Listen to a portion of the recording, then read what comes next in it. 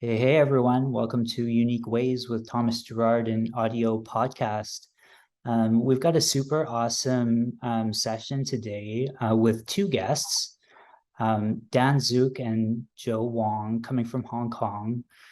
Dan is a co-founder and principal at Apogee and co-founder of Make Meaningful Work, as well as co-founder of UX Hong Kong, involved in the UX field for 20 years. And has been based in Hong Kong also for 20 years, and he's the author of 3 books.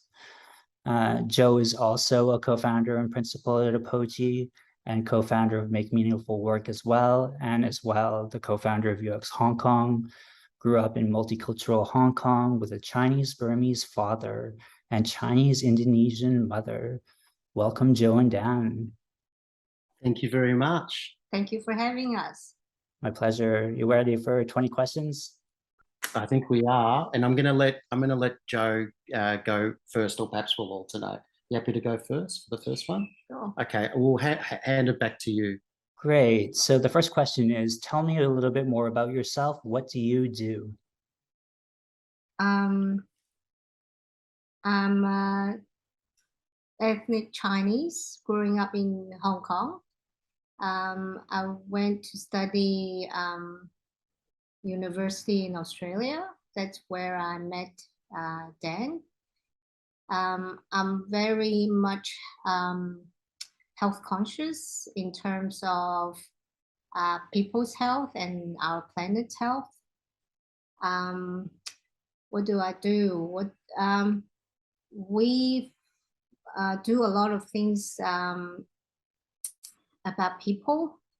So we have 2 sides of work that we're doing. One is in terms of company. One side of our work is on focusing the customer side. How can we do better work for the customers? And as well as now the Make Meaningful Work project is focusing on how can we make the employees' life better. I think that's a summary for me. Okay, thanks, Joe. And Thomas, a little bit about myself. Originally from Australia. I think I've always been somewhat of a creative type, having been involved in theatre as a boy, and having done professional theatre and productions, and then had an interest in seeing the outside world. So did a lot of travel before settling in Hong Kong. And I think Joe mentioned I met Joe at university in Melbourne, it's where I grew up. And I think in terms of what do you do, I'd say the main thread that's gone through, I'd say everything that I've done has been in many respects to do with improving things or making things better for not just myself but for others. And I'd like to think part of that is in terms of really who I am. I think I very much enjoy making people laugh. And I certainly try and do that with Joe almost on a daily basis. I probably should have ventured into acting and or stand-up comedy, or a mix of the two at the end of the day. But yeah. And so Make Meaningful Work has obviously been a very important part of what we've been doing for the last 10 of over 20 years of our consulting business. That's great. When Unique Ways was focused on being a talk workshop, one of the tenets was people first. And I would always kind of try to imagine who it's for before deciding on what the product would be. So I can really relate to the things you're saying. Nice. Great. Number 2, what's a key piece of knowledge that makes you different? The key piece knowledge about what we do is we have a tool called practice spotting that equip people to have more self-driven learning, that focus on the implicit things that they can learn and see and widen their perspectives.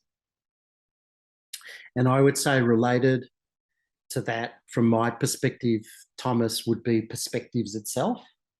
I think that as you get older, it's very important to intentionally find practices. So practices we use interchangeably with soft skills, or sometimes they're called power skills, competencies. Yes, Joe's mouthing competencies now to me.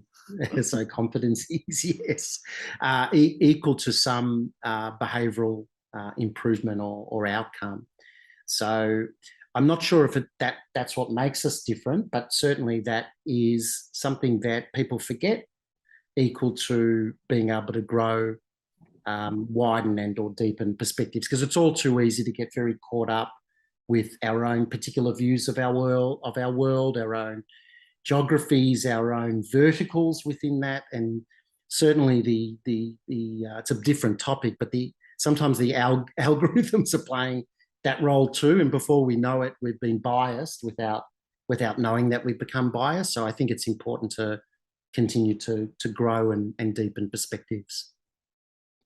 That's great. I don't know about you too. I started my career as a practicing designer, and it wasn't until later that I kind of started creating these systems and diagrams to kind of illustrate the kind of bigger ideas behind what I was doing. Exactly. It's very important, because people often, I think I can say this with some confidence, they just often can't see the bigger picture because they're either not capable of doing it, so you have to help them build that capability, or they just simply can't visualize it. So that's where a designer, as one role or profession in that, can help. Mm-hmm. Great. Number 3, why this? Of all things you could be doing, why do you do what you do? I think what we're seeing around us as a result of all these decisions people are making. And in terms of the education system we're going through, or in our society, that we focus way too much on the hard skills and that type of knowledge. You'll have to excuse us while the coffee machine behind us just goes, it's just going through its cleansing period, but we can just make this part of the podcast because the coffee machine also needs to express itself. And then we'll hand back to Joe. Okay, go ahead, Joe. That's fine. Yeah, we focus way too much on the hard skills and process and all these, we call it explicit practices. And sometimes people have all these implicit practices or soft skills or competencies or values that inside them. They sometimes are not aware of that and not intentionally enhancing some of the things. So I think we see a gap there. That's why we are doing what we're doing.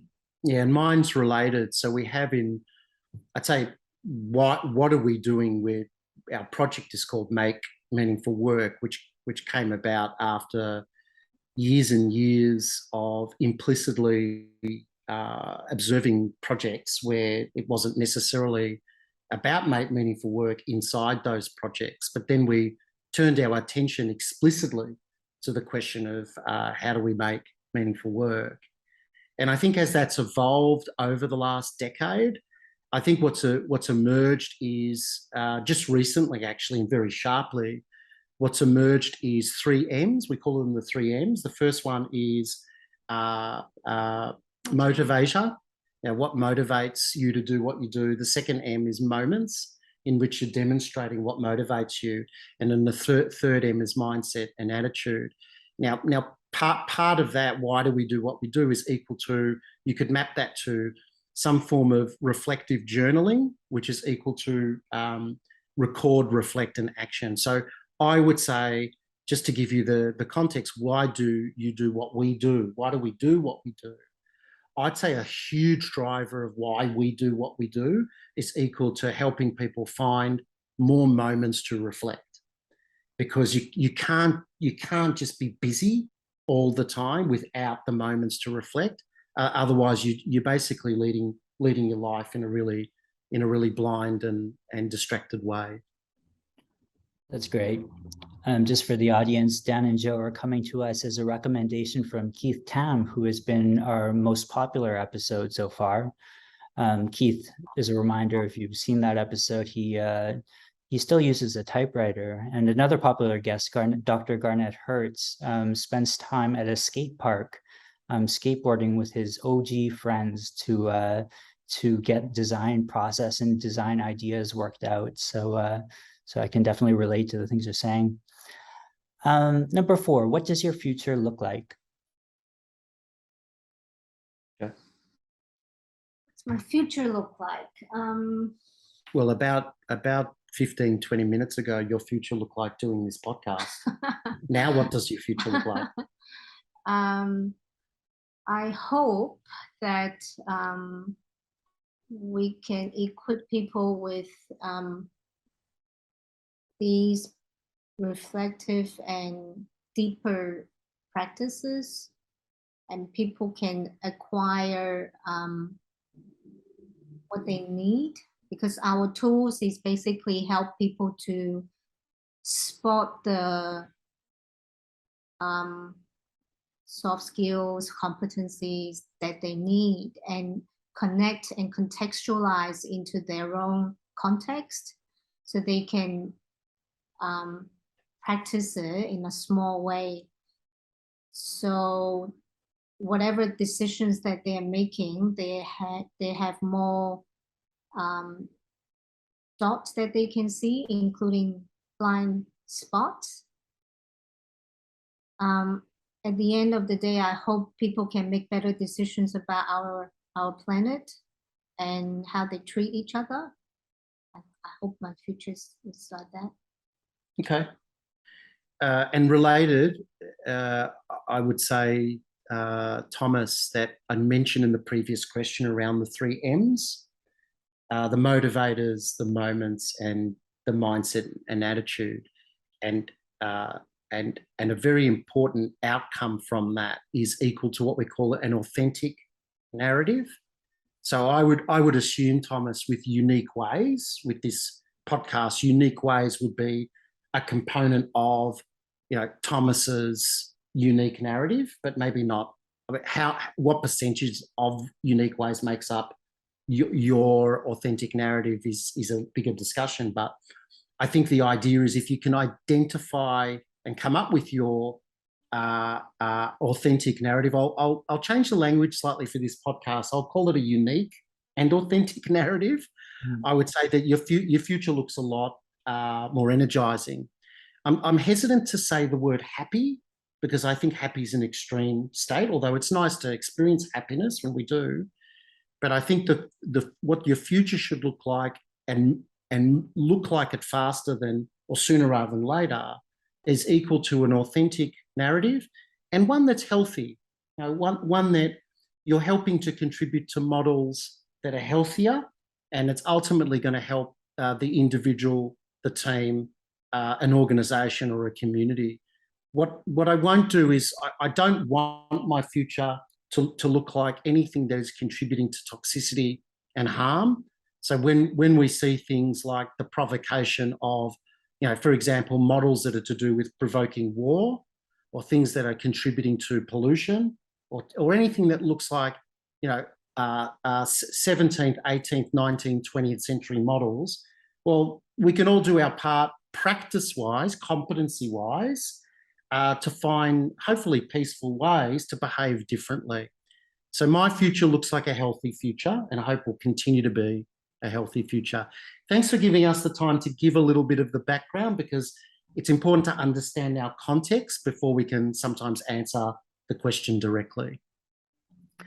No, I love these responses. They're really rich and deep, which is nice. I think rewarding for our audience. you know, with Unique Ways, it kind of started with this idea that everybody does have this success element in their life, you know, in their own particular journey, that they can make sense of, and kind of through these conversations can help others make sense of it as well, I think. Makes sense. Number 5, let's talk about location. How does the notion of place play into what you do?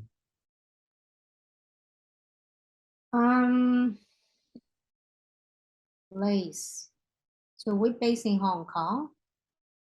I think a place, Well, we're based in Hong Kong, which is part of China.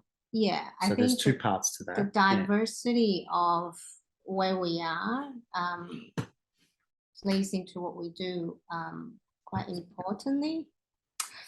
I'm not sure if that's right. Yeah, it plays into what we do, of the diversity of culture, thinking, the people we meet, because where we are, the travel we've been doing was quite, we used to do quite a lot of traveling before the pandemic, and Hong Kong is a place that you can get direct flight almost to anywhere around the world. So I think that plays quite an important role as well. The fact that it's a mix of a lot of things in Hong Kong, even in terms of food, makes you more open to try new things and have also different ways of seeing things from different places around the world, I guess. Okay. The notion of place, related to what Joe is saying, because I'm trying to embody and practice what Joe mentioned earlier, which is, we wrote a book, Thomas, called Make Meaningful Work, available on Amazon for all the people listening in. and some other distributors. Yeah. But we wrote the first chapter. We've got 3 chapters. The first chapter basically talks about the, you know, what is and the why of meaningful work. The second chapter talks about 2 tools, which is effectively practice spotting and also journaling, both there to help with the record, reflect, and the action. And then the third chapter came a little bit later, but is important and relates directly to the notion of place, which is the Sparkle Studio. Because we talk on the front of the book, the narrative is from sleepwalking to sparkle. So it's basically saying from a sense of having no energy to having energy. And the notion of place is equal to directly to the Sparkle Studio. The studio itself is designed to be a reflective space, a space to share stories, which is part of recording, to reflect using practice spotting and look at what's happening above what we call the practice spotting tree, which is part of our logo, what's happening above the soil and below the soil, and an equal to connecting and contextualizing that to a practice card, i.e. to some sort of embodied action. So the place is very important in reference to the studio, because the studio is actually saying, this is a place where you can slow down. This is a place where you can reflect. This is a place you can take a pause outside of your normal day-to-day, which for most people living, and I would say, in industrialized places and are working for, say, you know, knowledge economy type companies, and or even in factories, more manufacturing type factories, their place is always in a place of busyness. So the studio itself is it's not about being in a place of busyness. It's about being in a place where you can rehearse, make, and effectively rehearse the practice that you want, that you really want as part of your work. Equal to character building, number 1, 2, leadership competencies or practices to help you do that, and 3, always nurturing and iterating that culture. So all of this plays into the notion of place and play in what we do. Great. I want to expand this conversation about place, in part because Hong Kong, where you guys are at, is a really special place for me. I spent some of my late teens and early 20s there. I did a internship at a architecture firm just up from Lan Kwai Fong up the hill there. When I was 19 years old, and that really kind of shaped who I am. But I also want to expand this conversation about place because Hong Kong is such an important kind of topic right now. Yes, yes, it is. It is. Again, let's bring it back to perspectives, right? So part of practice spotting is we want to deepen and widen perspectives. And the way that we do that specifically is using lenses. So when we talk about any place equal to a context, there's a current aspect to it, there's a historical aspect to it, and there's a future aspect to it. And the lens that you apply, the perspective that you apply will depend on who you talk to. So you can look at Hong Kong through the lens of food. You can look at it more generically through the lens of culture. You could look at it through the lens of social, economic, legal, historical, political. There's all different ways you can look at a place. I think what's important is people will often come to conversations with very strong ideas, and they'll want to hold on to their ideas because people want to be listened to, which is understandable. But it's very rare now to find places, and I'm not talking about online necessarily, I'm talking about in person, which are well facilitated and moderated towards opening up perspectives equal to a place. So bringing it back to Hong Kong, there are many perspectives about Hong Kong, and everyone's entitled to those perspectives, but hopefully over time those perspectives will be guided in a way, in a mature way, to be able to direct a place to improve it over time. And that's the hope for Hong Kong in terms of building out various and diverse different dimensions of a place. To talk about Hong Kong and place and food is a striking one for me as well. I would, for lunch 20 years ago in Hong Kong, I would eat this dish. There would be a little bit of rice, and then on top of that, there was a big pan-fried steak, and then a fried egg on top of that, and it was drenched in soy sauce. And and it worked. Everybody told me it would give me a heart attack, but I really liked it. So it's funny, isn't it, though? But that description of those mix of things is kind of what makes, I think, any place beautiful, right? Like, why stop at the egg when you can have the rice plus the steak and the sauce?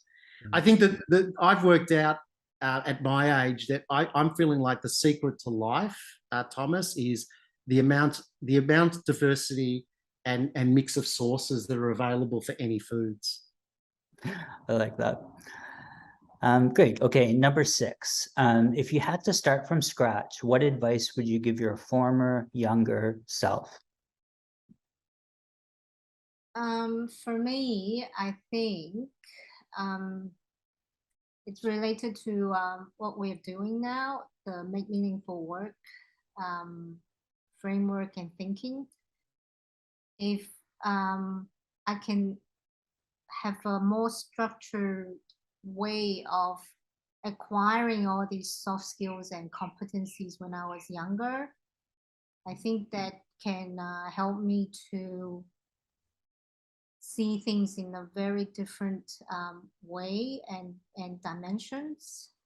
And I think especially for younger people, if you open their eyes for seeing things, the possibilities, I think is almost like limitless. And that I want to mention a little bit more about place. I think there's a saying in Chinese that always put the word place together, is people, time, and place. That's a combination that's almost like what's the word? Infinite? Yep. that combinations is like It goes on forever. Yeah, and you're always iterating it. Yeah, you always have different combinations, and because the element of time, and in terms of the time element, there's a depth to the time as well. In terms of the language that we use when we talk about time, it's not just past and present and future.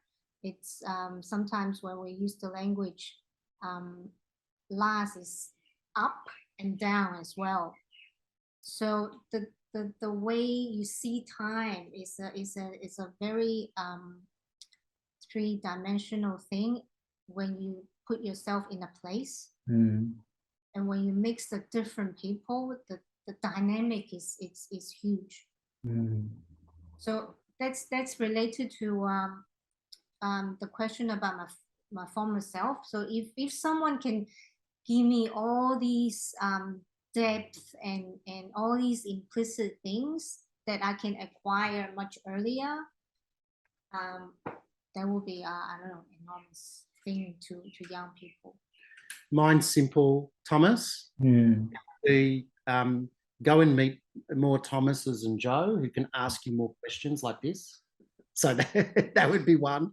Questions are awesome, right? Like, just sometimes there's this inclination to want to have all the answers, especially when you work in sort of a consulting or consultative type field. People expect you to have solutions and answers, but I think the intelligence comes from having some of those answers, but you keep on asking questions. But that's not the advice. The advice, mine's simple. The advice that I would give myself, my former self, and certainly my younger former self, would be just go immediately to mainland China. Go and study there. Go and live with a local family. Learn Chinese history and learn Mandarin fluently. And then if I would have done that, say, 30 years ago or so, I would suggest it would have had very interesting and different implications on my current self. Now, there's nothing stopping me doing that in my current self, but I think it becomes a little more difficult as you get older, but not impossible. So that's what I would have told my former self to do. I'm just remembering when I was a snot-nosed kid in Hong Kong, and one of our family friends kind of came over to me to give me some advice, which I think was advice that he would have wanted when he was a kid. So he told me that, you know, you're young and you think the world is confusing and doesn't make sense. Well, when you're older, it's still confusing and it still doesn't make sense. Exactly. It's a bit of a conundrum, isn't it? I mean, it's a bit of a cliche to say conundrum, but nonetheless, it is a conundrum, because you find that if you're a self-directed or self-initiated learner and you're open to learning more things, and it's sort of a nice lead into question 7 in terms of day in the life. But if you are a person like myself that reads and wants to keep learning and wants to keep traveling and wants to keep understanding, and what that's going to do is it's just going to continue to open up more questions. But the difference is you're not scared of that. You're excited and energized by that. And I think often that's the difference. Makes sense. Okay, number 7, as you said, what's your day in the life like?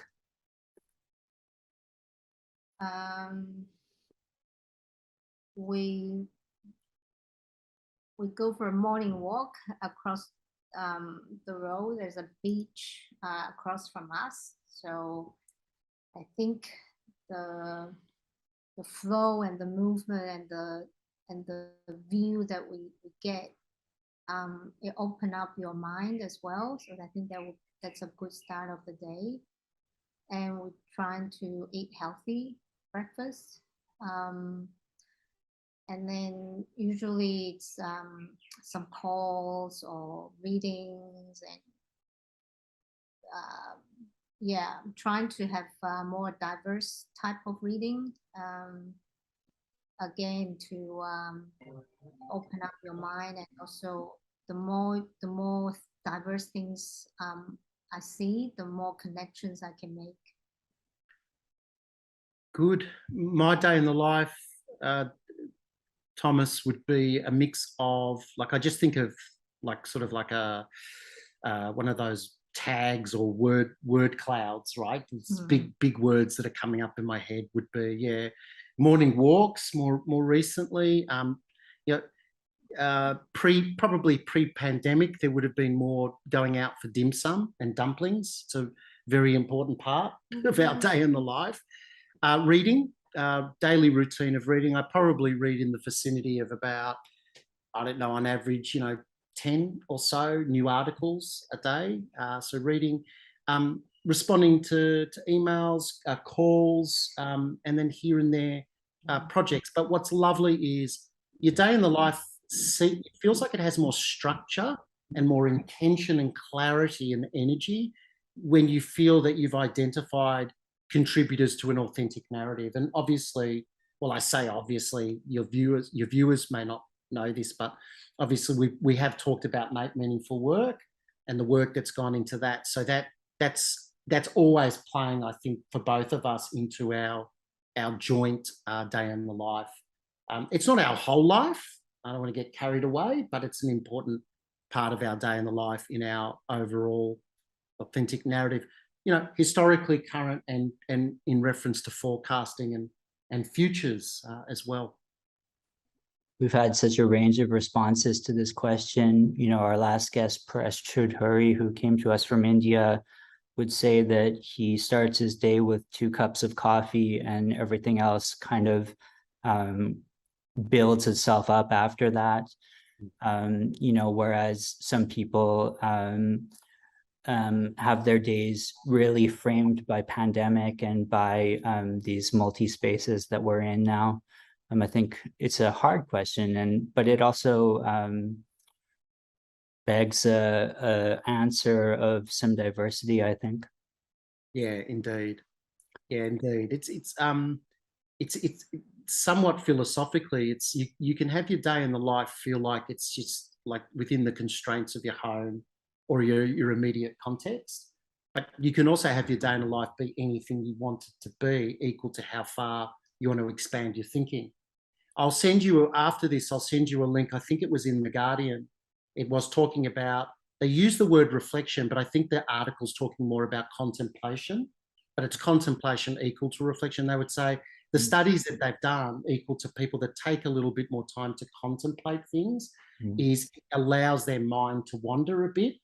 And it reminds me of the pre-smartphone days when we were growing up, where you would sometimes just lie on the grass or lie on your bed, look at your ceiling and not actually think about anything too much except to contemplate.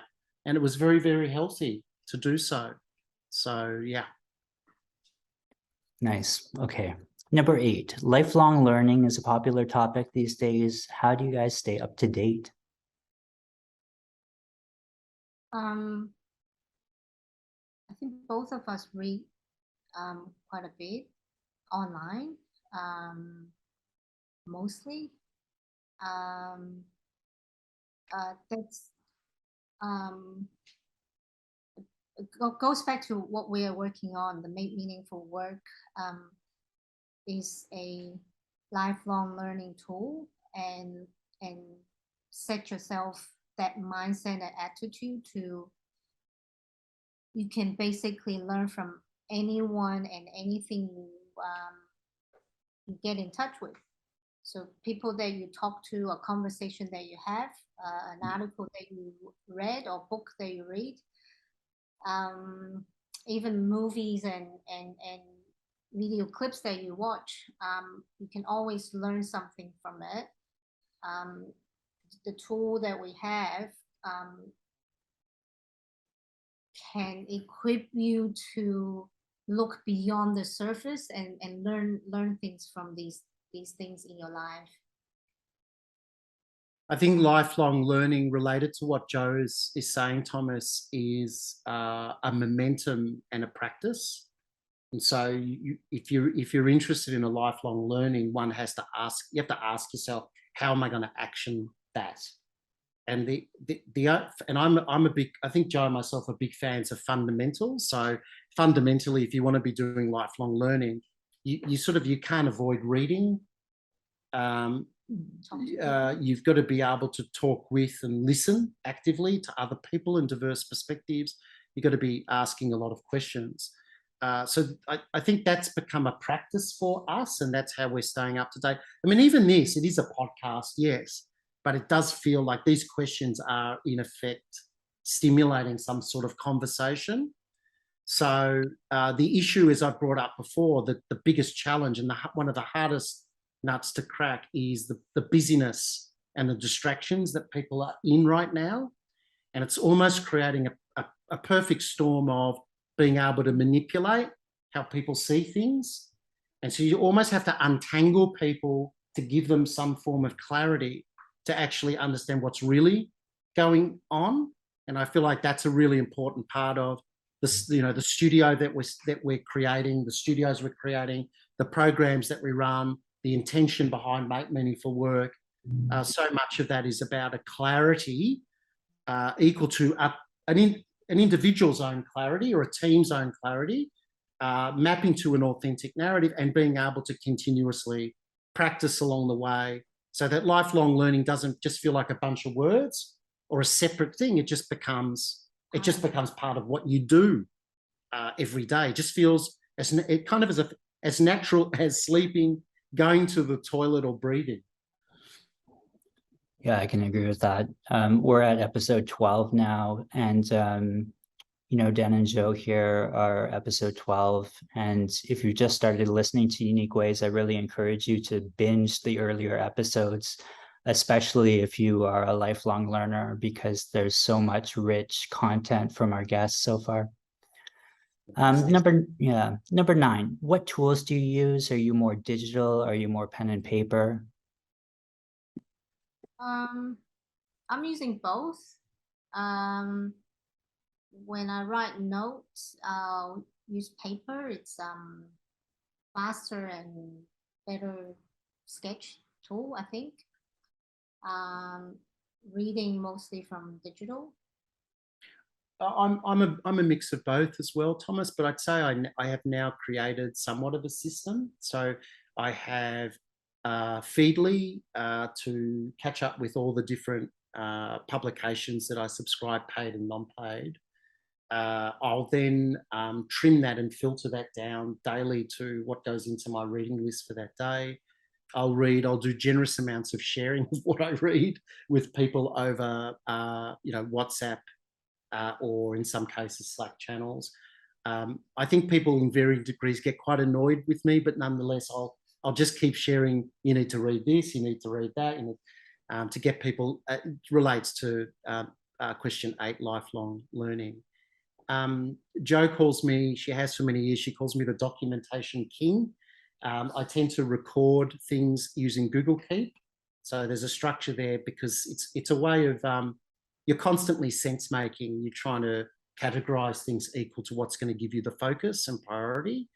And then all of those things then aggregate to some form of authentic narrative and strategy and direction, dare I say it, even though that's a terribly overused term in business. But is to give you it's not about control, but it's just to give you a sense of you are working on something that energizes you. And then I integrate all of that with the way Jo documents as well, where if she draws a great diagram or she's written some awesome notes, I'll just take a photo of that and that uploads to Google Photos. And then that becomes sort of the ecosystem or the life cycle of learning. But that sort of loose framework didn't just appear. I mean, that literally took years to come up with that sort of rhythm. Yeah. So, but that's kind of that's the hybrid of what's going on. You know, you deserve a huge amount of gratitude for sharing that kind of rich content. There's so many crappy memes that come around, and you know, to get a good piece of content, even one in a day is really kind of shapes that day and changes things, I think. Thank you. Yeah. Number 10. And this is a hard one, I think, for a lot of our guests, but how do you deal with work-life balance? I don't really need to deal with work-life balance. because I think if you like what you do and it's part of your life, that's just life in one piece. Yeah, and I agree, Thomas. And Joe and myself known each other for a long time now. We met at university, and then when we decided to open a business together 22 or so years ago, it's always a risk because you don't know. You know, you might personally get on really well. You might not know if it's going to work in business. Fortunately, it has worked. We've had, you know, a couple of bumps. Fortunately, no sort of damaging Major. potholes along the way, but a couple of bumps along the way. But what we've both been very consistent on from a values perspective, and our intention has always been we just want to have a positive and an energizing life together. And it's very, very rare that we've used the term a balance. I think often the work-life balance comes as a result of people looking for things that they want to do in their life because they just don't like their work. So what we've decided to do is say, hey, why don't we flip that or look at that from another perspective? Don't think about work-life balance. Just think about it as a one thing. And this has changed enormously in the last couple of years now with the global, you know, with the pandemic, because it's now enforced upon knowledge workers equal to hybrid work. So the work-life balance aspect is almost gone out the window. So we started talking about environmental context earlier on. I think what people now need to be more explicit about is, and more clinical is, what practices are they using specifically in what context? And then how does that play overall into your life? And then work that out in the nuances that is between work and life. Maybe for the moment, park the work balance. Don't think about it more as balance, but think about it more as just one thing, but being more specific about what aspects are equal to when it's not directed at work, and what aspects are when it's a mix of both, and what aspects are when it's just work. And think about that clearly in a very disciplined and focused manner. For Joe and myself, it's perhaps a little bit different because we're kind of always in this work life cycle. Sometimes I don't feel I know where the boundaries of that is.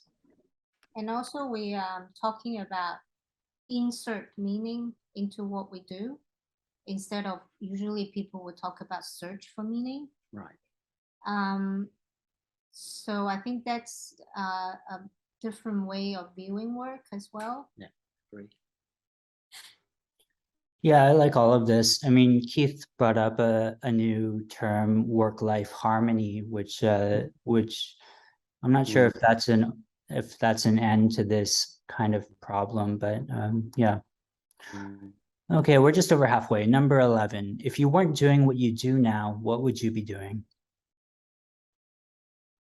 I don't know. Probably still some education related things. Yeah. Yeah, I'd be similar to Joe. I would say it would be something to do with people, helping people. I like the education angle very much to what we do, especially for kids. Helping kids is great, and not because it feels good for us, because it's just good for them, like to help. I remember being a kid and being around people where it felt enormous when I was around other adults who were open to other perspectives and not necessarily forcing me down a particular road equal to their bias. So I think what I would be doing would be equal to opening up the same sort of thinking. If I were to pick one, it probably would be related to acting or something to do with entertainment, and possibly even comedy related, because I do enjoy making people laugh, the good energies that come with that. But I kind of feel like somehow we found our way through meaningful work to be able to tick all of those boxes, to be able to facilitate, teach, make people laugh, entertain, do all of those things we're describing. So there is no perfect, there is no 100% calibration, even if we were to change completely. So in some respects, it comes back to what Joe said earlier. It's about taking responsibility to insert meaning into what you do.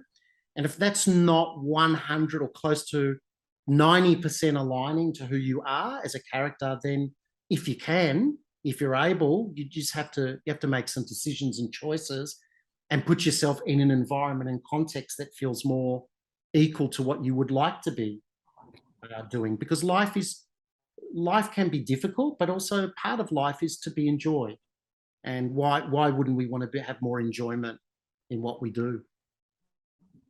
Yeah, when I was at that architecture firm in Hong Kong in my late teens, the partners would dedicate some of their time to teaching at the local university, I guess. And you know, that was one piece that I took away from that experience that that really helped me understand how to mature as a creative. You know, to have a teaching kind of piece in it later in life was something that I learned that was important through that experience. So I can echo your thoughts on teaching for sure. Just before we move on to question 12, just quickly, I'd say I think everybody should have put themselves in a situation to do some teaching. I think it's a really good thing to do, as you said, Thomas, equal to, you know, professional and personal maturity. It's a nice practice. Absolutely. Okay, number 12. In terms of career, what would you not like to do? For me, I can't do human robotic work. That's mind-numbing. Okay. I think it's kind of related in a way. I don't think I can do anything that's related to contributing to war or violence or anything that's perhaps military related. Anything that propagates subjugation of others, or and it's a very controversial topic. It's a very controversial topic because fortunately, touch wood, we haven't lived through or experienced directly war. But you know, the accounts that you hear from people that do, it's tragic on every level. So I would, you know, the opposite would be I'd much rather be contributing to things that are helping with constructive narratives going forward, and the remodeling and the iterative nature of getting people to look at things from different perspectives. But for that to happen, Thomas, there needs to feel like there is a table available globally where everybody can sit around that table or on a picnic blanket or wherever it is, where it's well facilitated, where the voices are, before voices are coming out from people's mouth, before people are expressing themselves, the space itself needs to be known that it's a space where equality exists. Now, that's not about nirvana or the perfect world, but we're currently living in a world where that's not existing. We're projecting the idea that there is a place where there is equal discussion and conversation, and there's not, because there are certain powers in the world that are projecting that image, but it's basically equal to following what their narrative is and not what other possibilities could be. So I would not. To answer the question again plainly, it would be not to do anything that feels too damaging in nature, I suppose, or aggressive in nature. Yeah, but look, I'm not an angel either. We're all as humans capable of being lovely and equally capable of being terrible at the same time.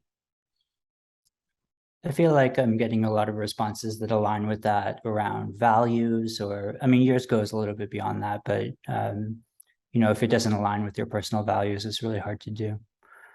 Number 13, what's your favorite word, quote, or sentence? I have many, but one of them is from Confucius. In Chinese, is 修身齊家治國平天下.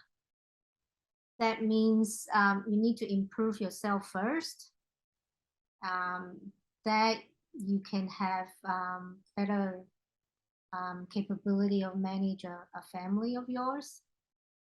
Then you can be able to manage a state. And then prosperity will come to, you know, the country that you're in. So it don't take it literally, but at the end of the day, because even 修身, it's improve yourself, that bit, even though it's two characters in Chinese character,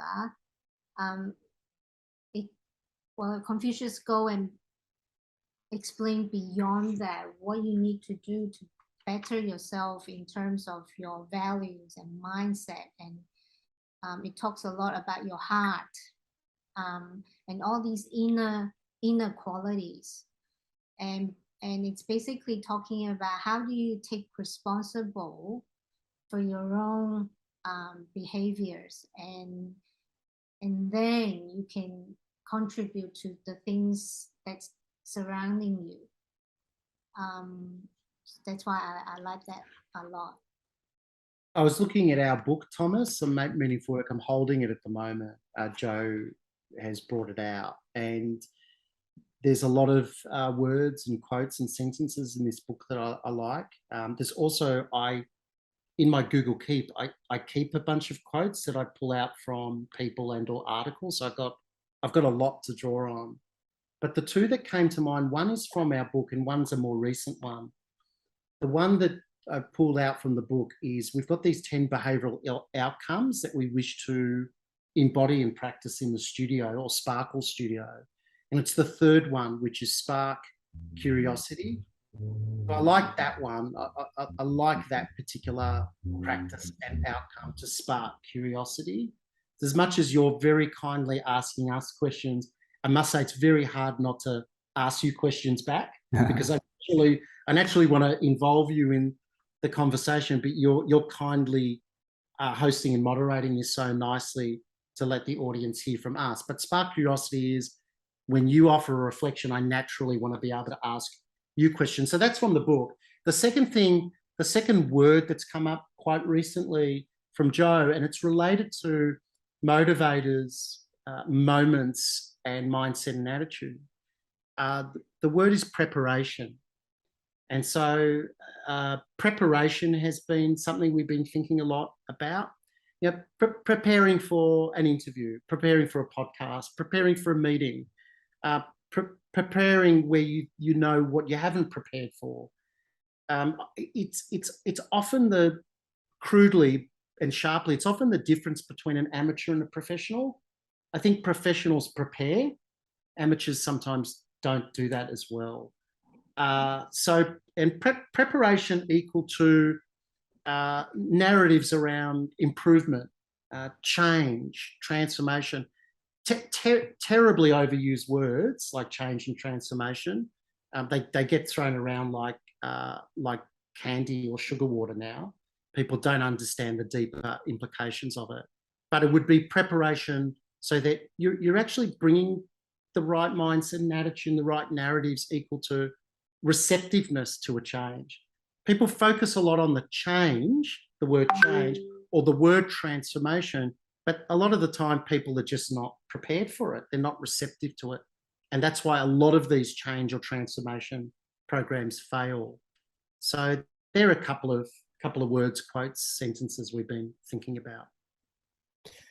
This conversation is making me nostalgic for the Hong Kong conversations of my memory. You know, there's a certain kind of richness that place seems to invite, at least in the way people talk and are able to relate to one another. Agree. That's why I haven't left for 22 years.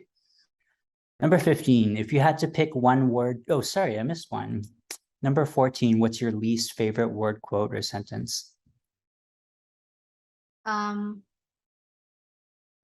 I don't like all these rigidness of whether it's words or people. Like I can't. No, that's not possible. Or I don't want to try. Or closeness. Um, it feels negative and shrinking instead of growth and expanding. Yeah, I would agree. I would say it would be the energy associated or the contributors to sleepwalking. And in some respects, I have a certain amount of concern for people that are doing that to themselves and damaging themselves. And for some people, they actually need to go and get professional and deeper work done to break some of those cognitive patterns. And those patterns can be coming from many places. They're usually attributable to childhood, related to parental context or school or friends, etc., or family. But what my least favorite sort of word, quote, sentence or sentiment is equal to when people start to impose that upon others. So they sort of want to self-destruct, but they want to also destroy others in relation to that energy, and that really, it's not only my least favorite part. It really deeply upsets me and annoys me. So the idea of somehow quarantining that type of person until they're ready to start thinking about how to improve themselves is interesting. 15. If you had to pick one word to describe yourself, what would it be? I will pick connecting. I like diverse things and then connected and make sense of things. Yeah, I'd probably pick funny or maybe somehow a mix of funny and generous. You know what? I'll go with generous, and it's hard for me to say that because I think people that are generous don't have to say that they're generous; they're just generous. So, but I'm going to go with generous. Why not? Generous it is. Number 16. What keeps you up at night? That's a hard one. I guess sometimes when I see mean and selfish behavior. Okay. Mine's simpler. I'd say just hot weather. Just if it's ridiculously hot. But we've got better. We try and be environmentally conscious, so we don't run air conditioning all the time in our home, and we do run it a little bit at night just to cool the room to make it more pleasant. So heat. Fortunately, in terms of mentally or physically, nothing really keeps me up at night. And we're also quite good at having earlier nights, and we have a shower before bed, everything to get us into a more relaxed state. And then up earlier for our 6:30 a.m. work. And again, Thomas, it's all so much of life and work is just to do with healthier patterns and practices associated with that. So yeah. Hong Kong without air conditioning. You guys are brave. Number 17. 17. What's a dream you're chasing? I think the dream that I hope to chase is people can make healthy decisions. And I'd say my dream would be continuing to create studios and spaces that's conducive to deeper, more reflective, interesting, and diverse conversations. I've always been drawn to any space that feels open and feels very, you feel it, Thomas, when it's kind of like a buzz, right? You feel it's so we've organized years of a conference called UX Hong Kong. We had to put that, we're at year number 9 in 2019.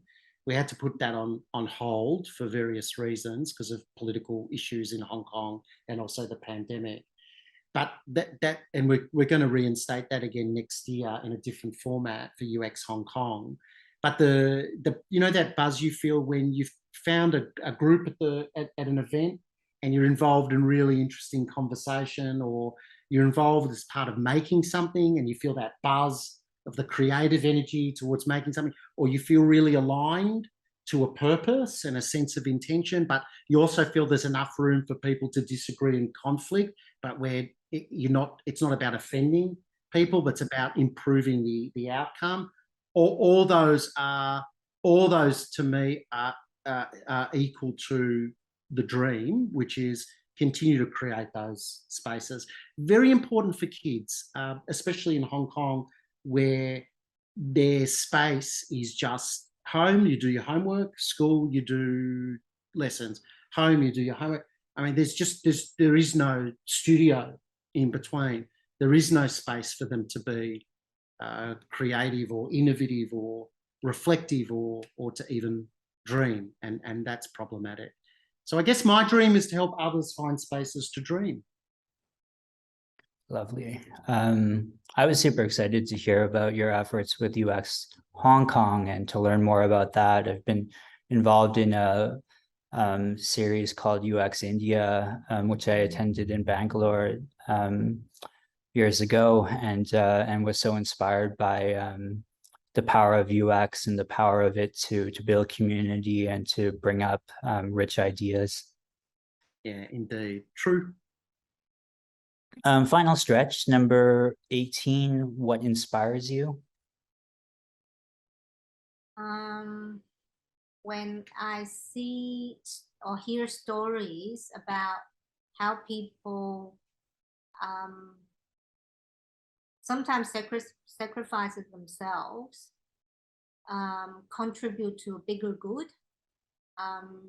Recently, we've been watching this documentary channel that tells stories. Some of their documentaries are telling stories about how China work on lift the poverty, the extreme poverty of some really remote villages in China, and how people contribute in that, and so committed and so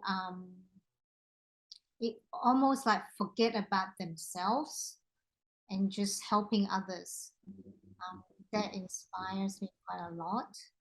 And also when I see younger people that have that type of spirit, that inspires me. I'd say what inspires me, Thomas, get ready. I hope the audience is preparing themselves to roll their eyes and to feel all sugary. But what inspires me primarily is Jo. So it's nice to live with a person. She equally frustrates me as well.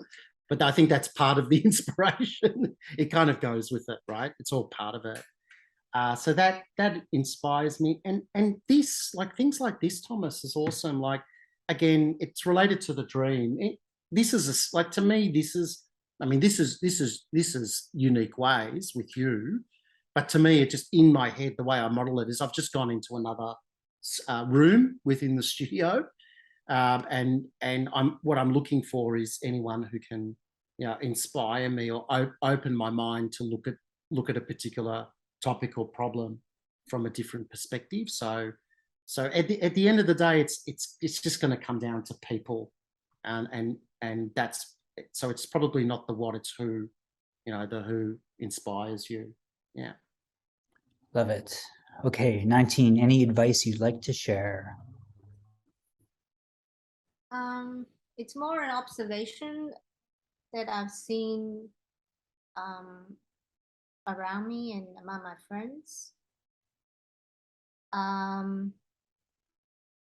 There are many templates around us. I think we ourselves often is the limit of our own growth. Just don't try too hard to fit in certain templates and subscribe to them. Create your own, or just develop your own self. Lots of advice, but I would go with, again, the behavioral outcome number 3, or that practice of spark curiosity. And I would say that through that curiosity, come up with your own list of questions like you've done here. You've got 20 questions for the podcast, but come up with your own that can help iteratively contribute to your own sense of who you are and what your narrative is. We talk about that in connection to the character building, the leadership and the culture. There's always an opportunity to take responsibility and insert meaning into what you do, and to be explicit about those practices, competencies, soft skills to do that. So having clarity helps, but continue to be open to learning, and be open to learning from multiple cultures and multiple people. Be careful, be really aware and careful of your own biases in that, because your biases, especially your confirmation biases, they have a habit of biting you very, very severely on the bottom.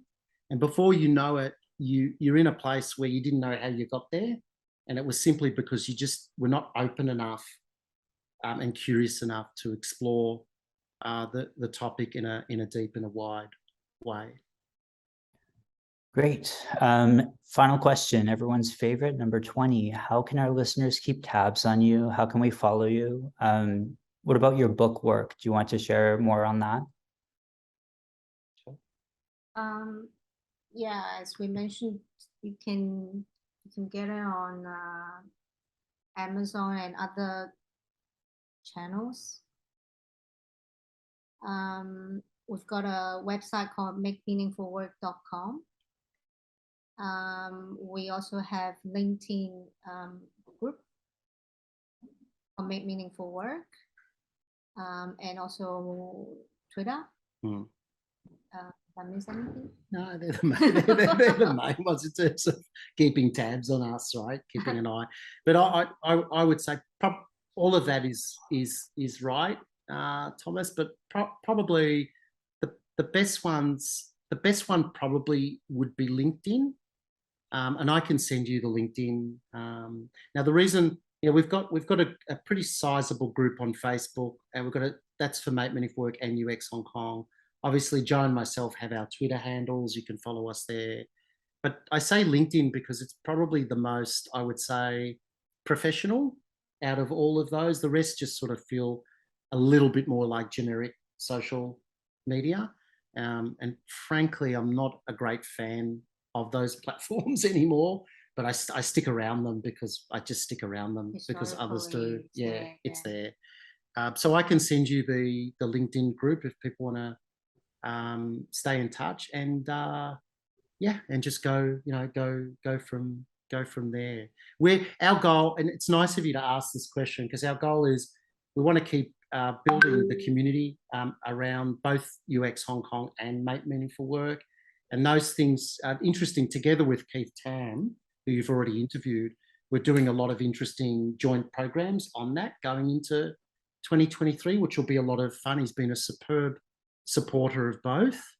And then the idea is build a community and hopefully events with interesting speakers and programs to help us answer the question, which is obvious, which is how can we make meaningful work, which is really about asking the question of how the hell are we going to remodel the planet away from harmful practices and endeavours that are contributing to climate catastrophe, and how can we move towards models that are contributing to peaceful, healthy, more sane ways of living together.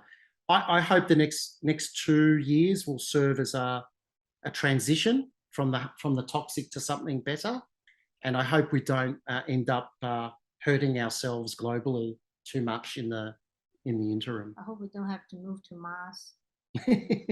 No, yeah, true. Well, I think they just started mowing my lawn, so maybe that's the sign for a wrap up. But thank you so much. What rich conversation. You know, really reminding me and bringing me back to Hong Kong and what a great place that is. You know, so envious of you to be able to participate in the kinds of conversations that that place inspires. Thank you so much, Dan and Joe from Hong Kong. Thank you for having us, and especially thank you to the person mowing the lawn, because they've come right on cue, right, to end the podcast at exactly the right time. And hey, Thomas, if you're ever wanting to visit again, please, you've got our contact. Please let us know, and very open to continuing conversations with you beyond the podcast if that works at any time you see fit. Thanks again for having us on. It's been lovely. Thanks so much.